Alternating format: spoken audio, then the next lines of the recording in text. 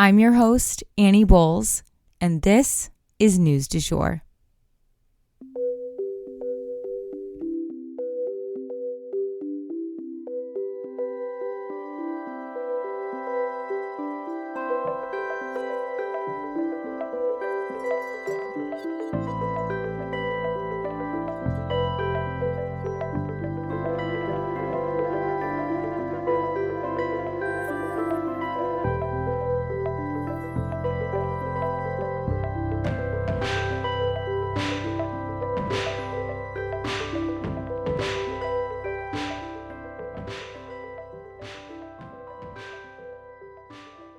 Hey, you guys, and welcome back to the News du Jour, a calmer space to consume the news. So I just wanted to start off with a little ask, you guys.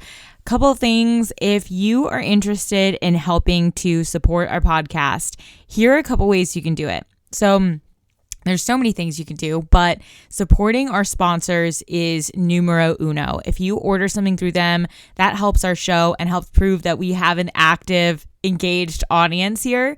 Also, you can always leave us a rating and review. I know you guys hear it from every podcast, but it makes a huge difference. So if you have, 2 minutes, it takes less than that time to leave us a quick 5-star rating. Super easy to do, and type out a 1-sentence review that's positive.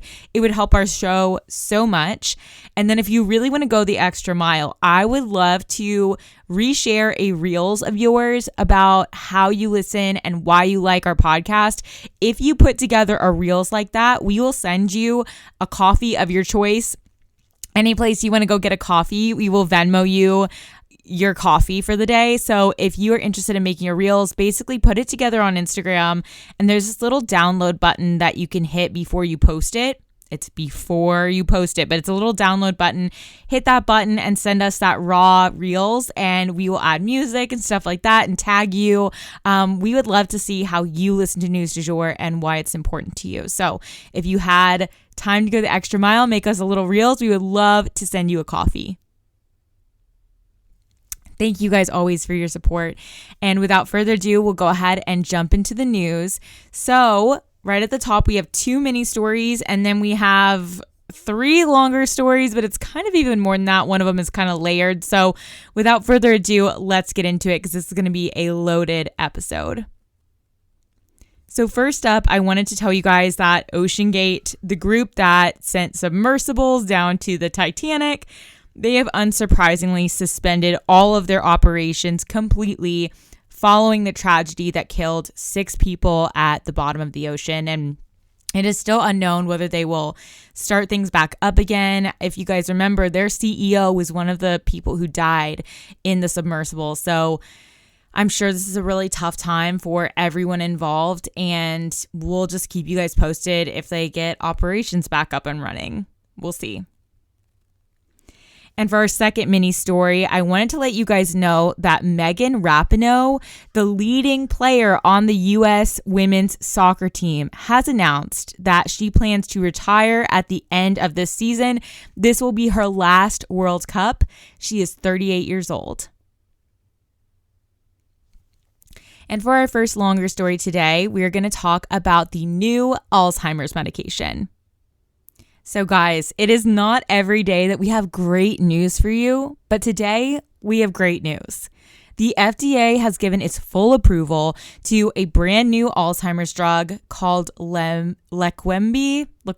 You guys know that I always trip over pharmaceutical names, but this drug will soon become widely available, and Medicare has said that it will cover up to 80% of the cost of the drug. Now, this is a very expensive new drug. Treatment can cost $26,000 more than that. So 80% still leaves it pretty expensive, and that may be prohibitive to certain people. Now, this drug does not reverse Alzheimer's or stop it or completely solve it, and it may have some severe side effects. The drug has also not been studied in a super long-term capacity, so there may be further risks that just aren't even known to us yet. And in the time that they did do a study on the drug, they found some people to have brain bleeds when using the medication, and this even led to some deaths during the trial. So This new drug is not without risk. I mean, most new drugs come with risks as we better understand them. But when it comes to Alzheimer's, patients are really desperate for anything that might help because we just don't have answers right now. So this is still progress. Patients will get the drug administered every 2 weeks through an IV infusion. And trials have shown that the drug does slow cognitive decline in patients who are in the early stages of Alzheimer's. And for a lot of families, that is a genuine miracle, you guys. It means more days with their loved one, more time spent together. The medicine can slow cognitive decline by 5 to 18 months, depending on how progressed the patient's disease is. Will that be enough, though? 5 to 18 months. Will that be enough for families to choose to roll the dice with some of these really serious side effects and maybe even potential for death? We'll have to wait and see. My grandfather actually suffered from Alzheimer's for years and years, and I know that my grandmother always said that it was like she lost him twice. She grieved his loss twice because the day that he could no longer remember who she was, he would look in her face and not recognize her. It was like he had already disappeared, even though he was sitting right in front of her. And that is the complex situation that millions of families across the country are dealing with. So to have a few more days, a few more months with their loved ones still here cognitively, well, like I said, it's truly a miracle. Okay, and for our next story, this is the one that's kind of layered. Like I mentioned at the top, we're going to discuss Yellen going to China and sort of the summation of her trip there, and then touch on 2 other China-related stories. Let's get into it. So guys, Yellen has been yelling. No, not exactly, but also kind of. It sounds like the Secretary of the Treasury did let China have it, you guys. She practiced some careful diplomacy, a skillful dance between honesty and confrontation and tact. There's no perfect way to go about these kinds of talks, but it sounds like she did a really good job. Yellen held China accountable on a few different sticky subjects, you guys. The spy balloons, the treatment of U.S. companies in China, sanctions, and more. You see, as the 2 countries become further and further isolated from one another economically, it actually hurts both economies. Like it or not, we depend on one another. We are too intertwined to detangle in a way that is safe for either country economically. So it is of the utmost importance from Yellen's perspective to improve relations with China. That said, their behavior is making that kind of difficult. And avoiding these issues that we have conflict with them on, it really does enable them basically to continue behaving this way. So putting their feet to the fire was a tactic by Yellen. But again, it is a delicate dance. But keeping the lines of communication open at the end of the day is very positive. Yellen described the visit as a, quote, step forward, end quote. Sometimes when you're not speaking to someone that you have conflict with, things can escalate just because of the lack of communication. Heck, that happens in interpersonal relationships with friends and family. So it can certainly happen between countries with rumors swirling and historical grudges lingering. Yellen also said, quote, no one visit will solve all our challenges overnight, end quote. And that really hits the nail on the head. So here's to progress. With that said, there were 2 other news stories making headlines to do with China that I thought you guys might be interested in talking about. So first and foremost, China's treatment of North Korean defectors, it's making headlines. So basically, when someone who is trapped in North Korea is trying to escape, they become a defector when they leave. Typically, they will cross into China, maybe if they're lucky, South Korea. But this puts both of those countries in tricky situations. On the one hand, these people are fleeing horrifying, inhumane conditions, and a vastly corrupt dictator. So there's the want to help them, of course, the refugees. But North Korea is its own country with its own laws and its own borders. And they expect these neighboring countries to return these defectors that they deem to be criminals. And often these people are arriving with not a cent to their name or a belonging at all. And honestly, it hurts my heart just to think about it. And if you want to learn more about the conditions in North Korea, as well as the journey to freedom, I highly recommend the book, The Girl with Seven Names. It is a page turner that you will not be able to put down. But the thing is, guys, it's all true. This woman now works with the UN on matters to do with North Korea, and she's basically my hero. Anywho, people in China are taking advantage of these desperate refugees, creating whole underground industries to profit off of these refugees. For example, there is a reverend who smuggles people out of North Korea. Turns out his home is basically an online brothel where he puts women and girls to work making money through the sex trade. And the women are trapped there, you guys. And this is just one example. Women and men are sometimes sold to be spouses or even slaves in homes, etc. They're often promised bright futures in South Korea or at least a minimum of safety, and then find themselves trapped in China instead of trapped in North Korea. And China views these people as illegal aliens, you guys, due to North Korea's laws. And if found by the government, these people will be returned to North Korea to face detainment and torture. And secondly, speaking of detainment, I wanted to let you guys know about a well-known dissident who was arrested. So he was well-known to everyone but his own wife, you guys. Basically, this man ran his own anonymous online blog about China's bad behavior.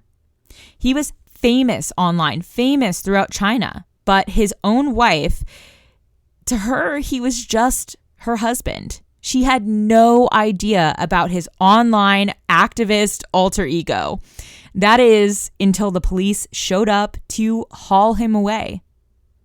She thought that he was a computer programmer, and he was, and this helped him conceal his identity online. And she thought that, he would just disappear to go do work that she didn't fully understand on the computer, so she wasn't asking too many questions about it. But that's about the extent to which she knew that he had secrets. And to be honest, his keeping her in the dark was doing her a favor, you guys. It was keeping her safe. The Chinese authorities accused him of literally trying to overthrow the government.